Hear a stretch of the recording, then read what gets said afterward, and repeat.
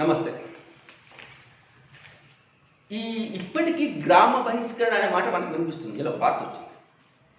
ఇది ఎంత సిగ్గుచేటు సభ్య సమాజం సిగ్గుతో తలదించుకోవాలి. ఇది తెలంగాణలో జరిగింది. నిర్మల్ జిల్లా లోకేశ్వరం మండలం పిప్పిరి గ్రామంలో ఈ సంఘటన జరిగింది. ఇది ఒక కుటుంబాన్ని వెలివేసిన సంఘటన, గ్రామ బహిష్కరణ చేసే సంఘటన. ఈ నరేష్ గౌడ్ అనే అతను కల్లుగీత కార్మికుడు. ఇటీవల నెలల క్రితం ఒక ప్రమాదంలో గాయపడ్డాడు. అక్కడి నుంచి అతను మంచానికే పరిమితమైండు. ఈ నేపథ్యంలో ఆర్థికంగా లేక గ్రామ అభివృద్ధి కమిటీ కంటే అభివృద్ధి కోసం కట్టాల్సిన డబ్బుల్ని అతను చెల్లించలేకపోయాడు.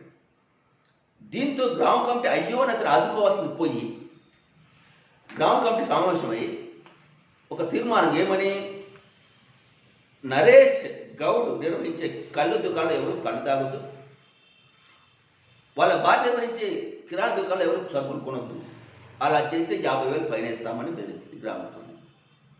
దీంతో దిక్కుతోచక ఈ బాధిత కుటుంబం పోలీసులకు ఫిర్యాదు చేస్తే ఇప్పుడు గ్రామ కమిటీ ఏమన్నా తెలుసా, మేము అలాగ ఏం చేయలేదండి, అతను కావాలని మా మీద కేసు ఫిర్యాదు చేస్తుందని చెప్తుంది.